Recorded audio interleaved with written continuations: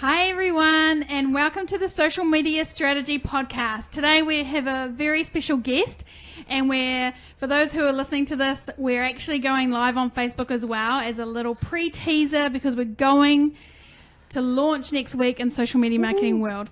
Now I am so excited today because I get to interview someone really special to me, someone who I refuse to be friends with, which is kind of funny. And she actually is now my business coach, and we have been working together for over 6 months, and that is Natalie Tolholf. Hi, Natalie.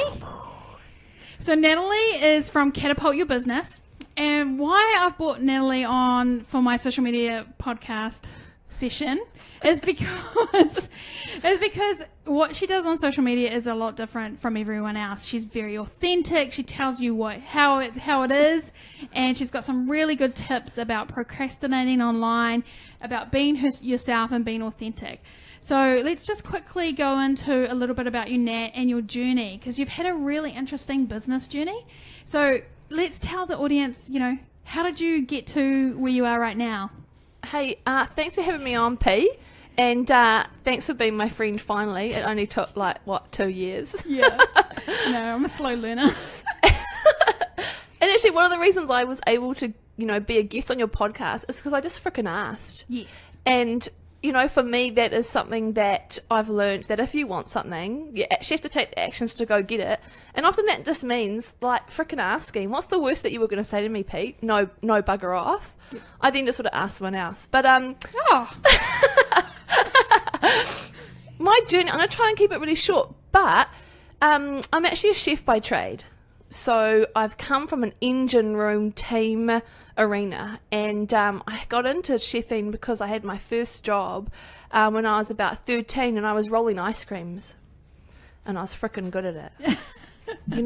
Those balls that I made to sit on top of the ice cream cones were incredible. I got really, really good at that I was upgraded and promoted to become making hamburgers.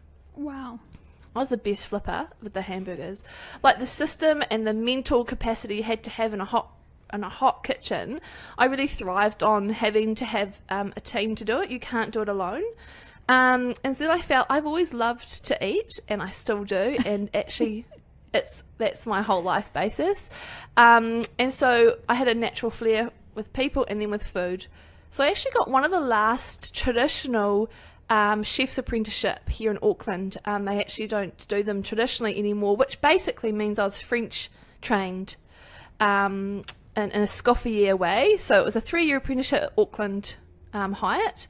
And I went through the whole brigade there. Now, we're going back just a few years. I know, it's 21. We're going back a few years where it's extremely male-dominated.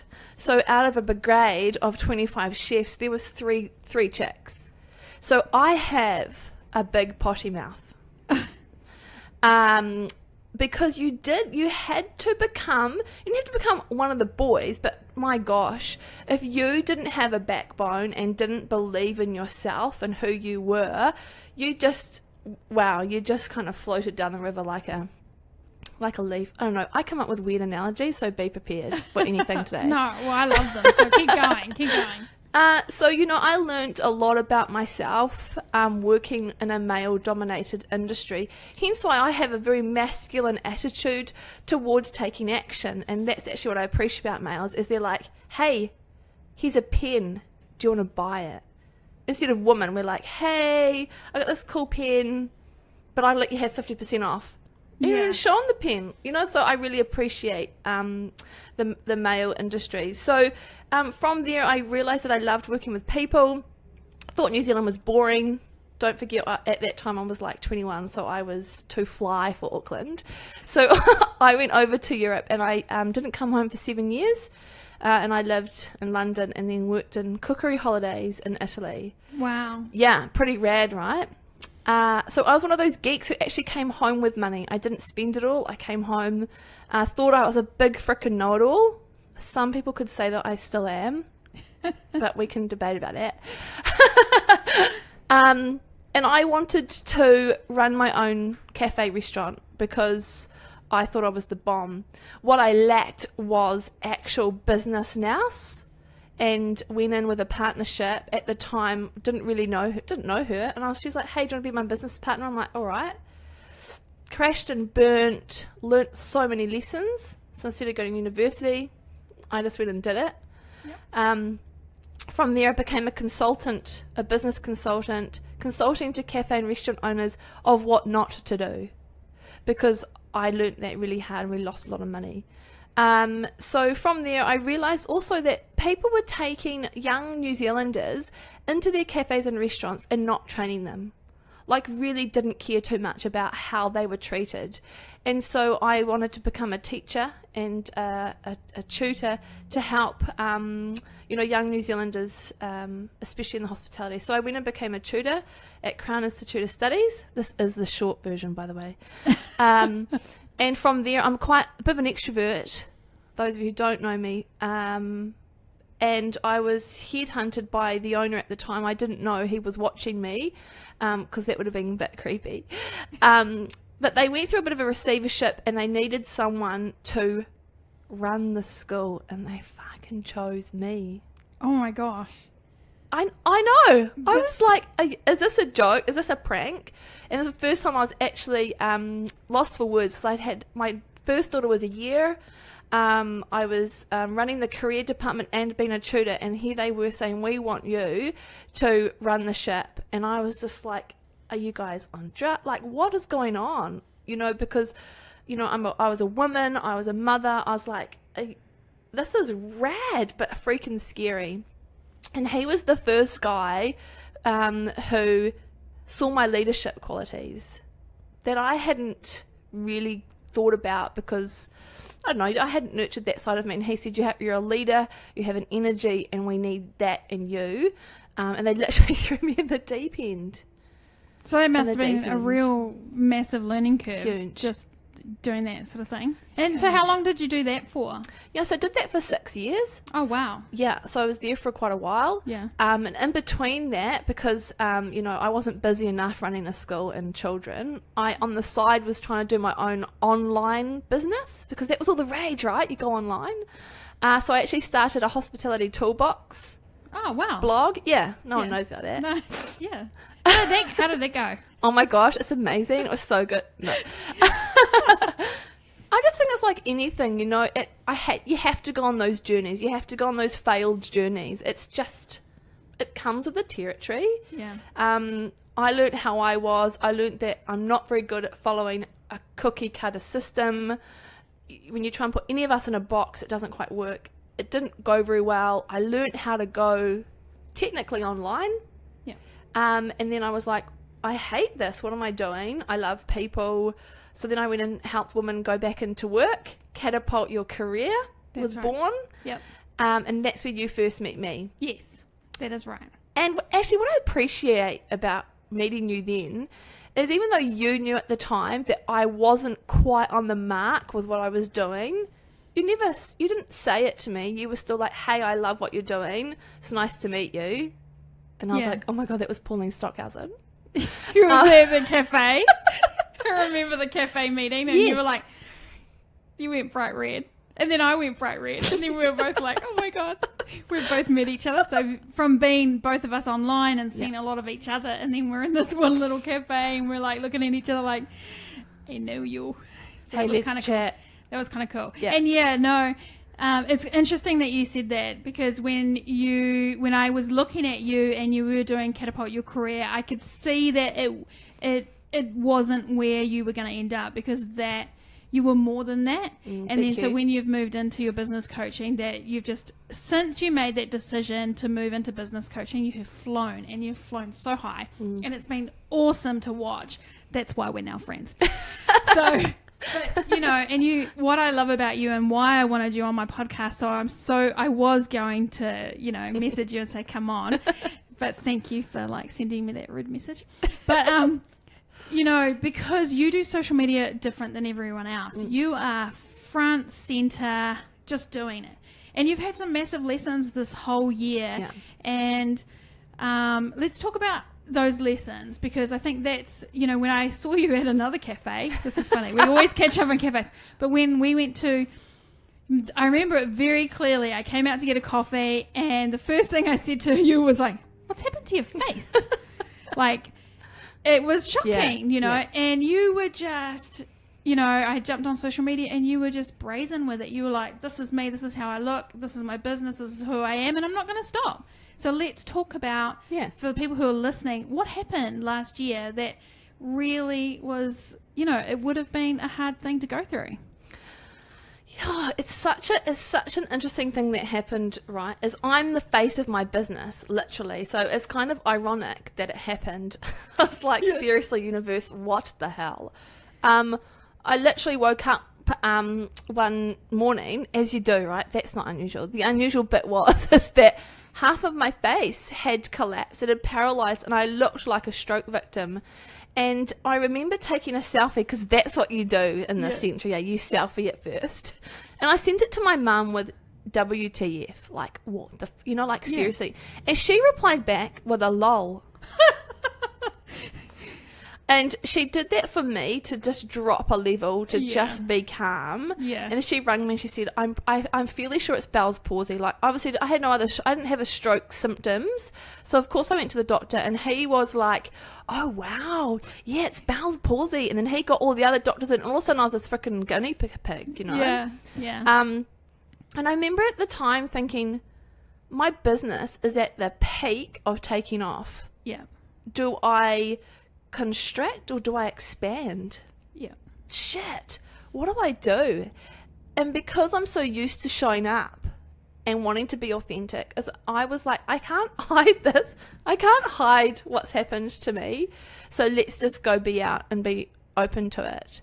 And you know what fueled me is someone who I really respected at the time told me to hide my face. Oh, really? Yeah. Someone said to me, you know what, if you're going to do coaching, or don't do videos and don't do any coaching calls with the camera on, because you'll offend, you could, people could make, you could make them feel uncomfortable. And I was like,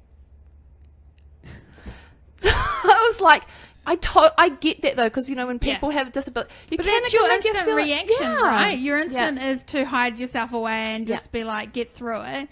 But that day, I'm pretty sure it was that same day, by the time I got back to my office and got back online, you were online, this is what's happened, this is how it is, but man, we're still going.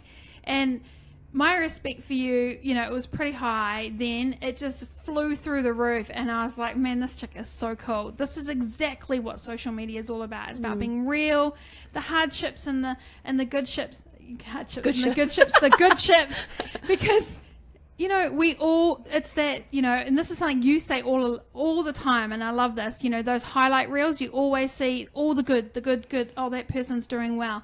You know, you've got a real analogy about that and what you think about that. Why don't we talk about, you know, the highlight reels? What are highlight reels, and what sort of things do you see business owners doing that are, you know, big mistakes? It's such a good point. Like, social media is so good for your business, but it also isn't good if you don't have a success mindset. And I know that's kind of thrown around a bit, but it's a little bit like, and I used to think like this too until I was given a reality check, is that just because you think someone's successful doesn't mean they don't have a bad day. Yeah. That they don't wake up and go, oh, seriously don't feel like talking to frickin' people. You know, like, we all have that, but for some weird reason our mind tricks us to think that, oh my gosh, Pauline Stockhausen must be like bathing in gold and never have a bad day. And have I am, by the way. Just let's not get back confused. the truck. You know, and so if you don't have focus, and if you don't have frickin' passion and obsession about your business, then you will scroll social media highlight reels, fall into some bull. Do I have to watch my language? Fall into some bullshit, and you will drive energetically from comparing yourself, and all of a sudden you are diluted. Yeah. Then you sound the same. Then you don't show up. And then you find it hard to drive. So for me, a lot of the women who come to me, I say, hey, how do you start in the morning? You know, what do you do when you first start? They go, I just go straight into biz. And I'm like, okay, so do you think that an Olympic swimmer, for example, just jumps in the frickin' pool? No, they warm up. Their coach says to them, how's your head? Are you frickin' in? Are you ready? Are you ready to go in? And it's about this warming up and connecting to your why. And we love Gary Vee. Gary Vee. Love and, Gary Vee. One of the coolest things he said for me is he literally follows no one. He is himself. He reads no books. He doesn't follow anyone. And I know that's hard because sometimes, you want to learn about other people's stuff and know that you're on the right track. But I reckon you know if you're on the right track because it feels good. But I think one of the best things you can do is don't follow people if you're that susceptible to comparing and following and copying. Yeah, I think that's really important. And one of the really good points that you've made about just being you and following those highlight reels, you've got to understand you put these people on these pedestals and actually they're just like you. So many people come up to me and say, oh my gosh, you're Pauline Stockhausen, I can't believe. And then afterwards they like, I can't believe you're so normal. And, do they really say that? The fact that I've given them time, of course, if you're going to miss, do you know what I mean? Yes. And it's just like, I'm just me, and I'm a bit out there just like you, and, we're just the same. So don't get caught up in just follow your own path. And that's what I love about you. You're so authentic. You teach all your business, clients to be authentic, be themselves. Everyone is different, and they all bring different things to the table. Yeah. And, that goes into, some of the things. You always see the same sort of people commenting a lot on your stuff and on all different platforms, the same names. But heck, you've got to think to yourself, are you working? What are you doing? Are you wasting time on social media? Because, social media is a tool, and it's a tool you use to grow your business. But really, you've got to reduce it down and actually do the work. Yeah. And that's something you always talk about. I mean, what are ways that you tell your clients to get their message out without spending all that time on social media? I think you've got to be really clear and stand in conviction and confidence. So it means that you want to repel as many people as you can. That's scary, right? Yeah. No one likes you. Oh my God. No one likes you. No one likes you you can't be friends with everyone just in a non-business sense. And you go into business thinking, I want everyone to like why is no one liking me? And it's just like, what? No one likes you. Not everyone likes you anyway. So it's really important that you repel people. I know that's kind of weird, but it's like you don't want those people around you. You want to be here and you want to attract, you want to be the lighthouse for people who get your energy and get your vibe and need you. And that's what it comes down to is, that's my biggest tip today, repel people. Oh my God, I absolutely love that. I've never heard you talk about that before, but that's interesting. Yeah, I definitely repel. I just go out there and I go, this is how I want to message today. I am this, you are this, let's get together. Yeah. And you stop the tire kicking, and then your message can be more on point. So whatever you're going to do on social media, it's got to be big and gutsy and punchy all the time. Yeah. Yeah, I think that's great. And one of the other things that I love when I'm watching your social media and what's really gets me fired up is you talk about imperfect action. So much, not so much for me because I'm a fly on the seat kind of girl. I will wake up in the morning and go, okay, I'm doing a course, not tell anyone, and then release it by the end of the day because that's my energy. Yeah. But there's a lot of people out there who will sit on something for so long and then work on something until it's 100% perfect. Perfect words, perfect imagery. They spent months on it. Do you want to talk to our audience about your imperfect action and what, you think about that and how that all goes for you and your clients? It's such a cool thing because I had imperfect action before my face froze and I was like, seriously? Okay, now I can do imperfect action even on another level because if I can do it with my face looking like this, then you can do it with just not having anything wrong with you. And I'm very much an advocate of sell before you build because we can all go build something and think it's going to be perfect and take months, like you said.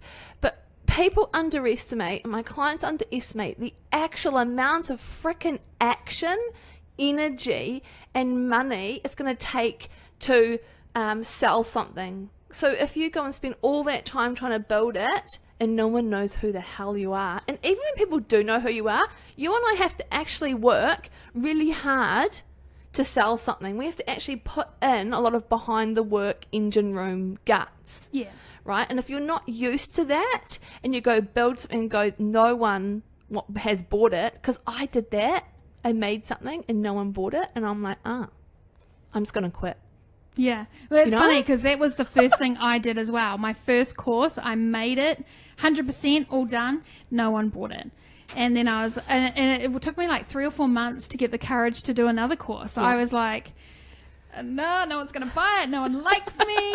But then I heard a tip that you make 50% of the course and sell it as you're making it. Yeah. So that's what I do now. I will come up with the idea, scope it out, and start selling it. And then, I'll make, 3 or 4 weeks of it. And then once I've sold it, because that propels you to get really energized. And as a creative person like myself, it actually helps me finish it because people asking me questions. And those questions, I know if they're asking, there's going to be a massive audience who needs that. So it really helps me finish it as well. So I love that. And I think, people who are listening, don't get too caught up on the nitty gritty. Just have a really good offer, source out your customers, ask them the questions, what actually do they need? Yeah. And then design that way. Exactly. And if like you just said, if you didn't show up, you don't actually know what the real problem is and understand what the below surface problems are that you can bring the solution to. So often if you build something and make it and all of a sudden you deliver it and you're like, shivers, actually there's these other problems coming out I didn't know existed, my program isn't going to help them. It's then actually not worthy of your time as well. Yeah, man, sell before you build is such a cool concept. Yeah, you've really got one of the other things that I really love about you, Nat, is you are really good at selling. Yeah. You are really good at selling online. You can be online, and this is one of, you're always drilling to me, playing, Gary V, you're knocking it out there, but you're not actually asking for the sale. And I struggle with that because I love being, out there and creating things. And so how do you get people to understand and learn how to sell online? Because it's not just putting up a Facebook page, a post saying, buy this now, which so many business owners think that that's the way to do it. So, I'm excited about asking this question. It's, when people are like so used to giving value and they shop online, they're like, hey, value, value, value. And then when I'm like, you've got to start selling, they become this weird person. They go, and now it's time to buy my shit. And it goes all weird. It goes weird. And it's like, what are you doing? You've got to bring sales into just you every day. And the reason I can talk from this analogy is because a cafe restaurant, they have to make money every single day. Why are you different? Why is your online program, your online world business, is it any different? And it's about getting used to, if you and I went into a cafe and they said, oh, we're only giving value today, we'd be like, I'm going to poke you in the frickin' eyeballs. Give me my damn coffee. No. Right? Yeah. So a cafe is very good at showing you the menu. Hey, here's what you can buy from us. And as women in business, or a modern woman in business, I think we're like, hey, here's some value. And it's like, dude, I just want a coffee. And the person who gets the sales is the person who just keeps the path really clear. And it's a very busy world. And if you just put, here's my website, or here's the product that I'm relating to, it's not bullshit, pushy, or, or weird. It's normal. And if you don't start pulling in the sales aspect, it's weird when you do sell because you go all weird. Yeah. So you've got to start to find your flow and your pace. And people like to be asked, hey, are you going to jump on that program? Are you in? Oh, yes, thanks for following up. I'm so busy. I'm so glad you did it. Can you just cool, I'll just put, you're on the list. You're in. Don't worry, I'll take care of it for you. That's sales. Yeah. That's that's another important thing is, the follow-up. If someone likes a post or comments, oh, wow, this is really good, and you do nothing, you've lost a sale because you haven't followed up with that person. You haven't found out what their email address is. Hey, look, give me your email address. I'll flick you some information more about it and, have that conversation, take it that next step. Because it's generally the same as being offline as online. Those two different. People think it's different, but actually it isn't. It's not. It isn't. And the only reason I can be so confident around sales is because when someone first bought one of my online programs, oh my God, I felt sick. I thought I was going to be sick. It was $47. And I felt sick. And I was like, I wonder if I should ring her and see if she's got it. This is online. Oh my gosh, what if she hates it? Oh my gosh, I need to. And then all of a sudden I freaked out and went into this over delivery, value added, end up overwhelming her, giving her so much information that I couldn't upsell her because I'd solved all her freaking problems. Yeah. But she was in the corner rocking because I'd overwhelmed her. So, man, you've got to go on the journey. Like, you have to take the action every day to learn your blocks, to learn your flow, and to work out how it's going to work. Otherwise, in theory, it's not helping you. Yeah. And that is, that is something that, I find that women do is they over deliver, and they give more and more and more. And then the first thing they do is they discount, it's just like, oh, don't worry about it. I'll give you 50% off, even though you're thinking, oh my gosh, that's going to take me this amount of time and it's not worth the money at the end. So you sort of do yourself a bit of a disservice. Totally. I could go on forever about sales. Yeah, you're really good. Now, one of the other great things that you do, and just for business coaches, I've had a few business coaches online, but what I really love about you is you have these groups, these two little groups called the Catapult Collective. Yeah. So your clients go in there, and every morning you're present. It's actually kind of annoying. I wake up in the morning, and of course the first thing I do is look at my social media, and there's Nat with some positive message, and I'm like, ugh. And but what's really good, I think, oh yeah, I should so do that today. And I love that. I love that you're so there all the time, and you're pushing and really, really pushing. It's like nitty gritty, like get in there, and you follow up. How has growing the group, because you've got two, how hard is that to manage as a coach, and how much value do you get out of that? Is that something that other business coaches should do, or people in the type of business that we are in? Good question. I know. Good question. Oh my gosh. So for me, I found having a free group wouldn't be of benefit for me or the other people out there, because there's so many amazing free business groups to be in. And I thought, actually, you know what? That isn't the gap. The gap is a butt kick group. Accountability. Yeah. Because I work with women who usually already know what to do. And often if they think they don't, they actually have a lot of knowledge inside of them. It's about getting it out. But they're not doing it. They're not doing it every day. They're not creating a success mindset. They're colluding with themselves, like, oh, I don't feel like it today, so I'm going to do 0 in my business instead of doing one thing. So the Catapult Collective is an accountability space where you come in. We don't chatter. You come in, what are you doing this week? On Wednesday, how are you tracking? On Friday, did you frickin' do it? Yeah. And if you're in other groups for too long and making chatting away, then you could be having that time to sell and create connections, and that's what it comes down to. And so I made that a paid group. So if you coach with me, you go in there automatically, but you can also pay to be in there because you need someone to follow you up.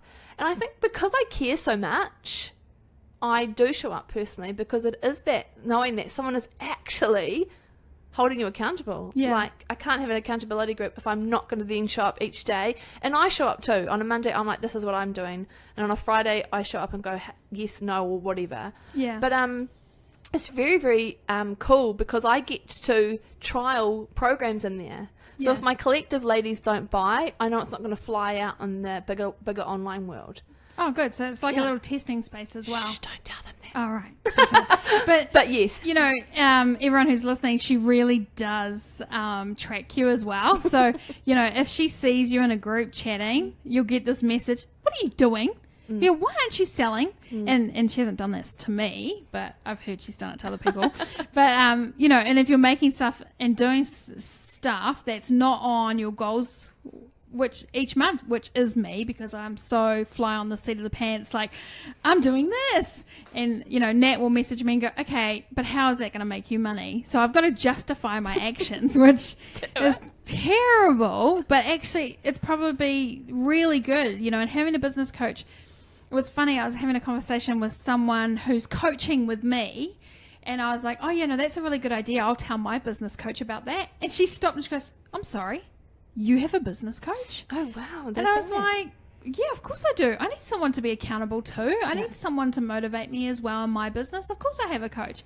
But she was blown away that I have a coach. And I was like, having a coach is the best thing you can do, especially if they're on your, butt all the time going, why? That's an excuse. I don't want to hear it. And, I love that I have you as a coach because you know my crap and you're just like, whatever, and you're probably the only person who's ever talked to me like that. Whereas everyone's like, oh, okay, Pauline. Yeah, I don't understand it, but okay. But you're just like, nah, how's that going to make you money? That's all I can, Yeah. I think that's important to have someone accountable, especially when you are in a sole business as well. There's a whole lot of people going online and you're stuck at home in front of your computer. Yeah. You're talking to people, but you're not actually with people. So, meeting up with your coach and having coffee groups and stuff like that is really important as well. Oh, it's that we all need that humanness, right? And that realness of seeing that the social media highlight reels are just in your head. So when you actually go networking with people and, you're like, you know what I mean? Like it keeps it all like happening. I loved what you said about how when shit is happening in your life, and remember, it's because I have it and have had it, that I know the worst thing you can do is contract. Because life is not going to suddenly be all freaking, I don't know, what's that saying? Rainbows and unicorns. Like, seriously?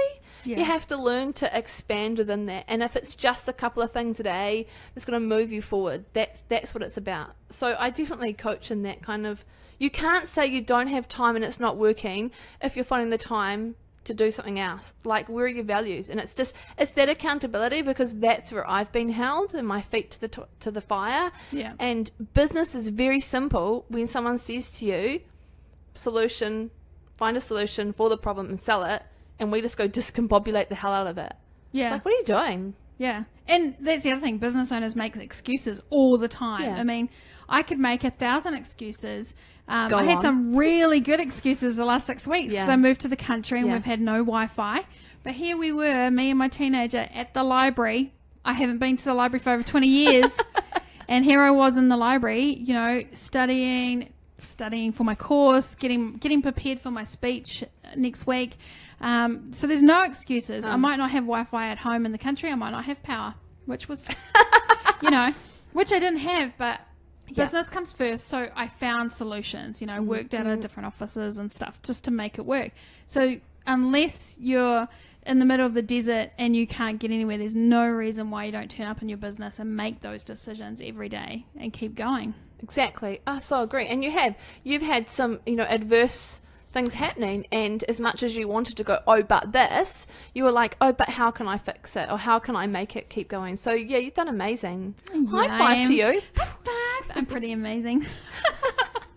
So Nat, for anyone who is out there and looking for you or want to check in on your website or follow you on Facebook, where can they find you? Catapult Your Business. And they literally Google Catapult Your Business and it's going to come up with my website, Catapult Your Business, or Natalie Tolholf, which is annoyingly hard to spell. So just stick to Catapult Your Business on Facebook and on the web. It's .co.nz at the moment. So if you've got the .com, I want to buy it from you. Yes. Oh, it has been such a pleasure having you today. And we are live as well. So if anyone has seen our podcast live before we've gone... Before we launch next week, we're launching at Social Media Marketing World. So such good timing. I know, it's so good, and it's an honour to have you in the studio with me. I obviously love working with you, and sorry, people, if you want to coach with her, you can't because she's full up. So just so you know, can't knock me off the top, And if you if you haven't seen our podcast or haven't seen the live show, go to paulinestockhausen.com. It'll be on there, or the social media strategy podcast.com. Look there, or Pauline Stockhausen on my Facebook page. It will be there. So we'll be sharing this out when it goes live in a few weeks. And it's been thank you everyone for checking in, everyone. And thank you everyone in the live feed. I will get to your questions. I see there's quite a few questions there. A few of my coaching clients are giving me a bit of stick. Give her there as heaps well. of stick. Give her Yeah. heaps of stick. So I'll answer those questions and get back to you guys later. All right, I think we're done. Over and out. Woohoo, see you. See ya.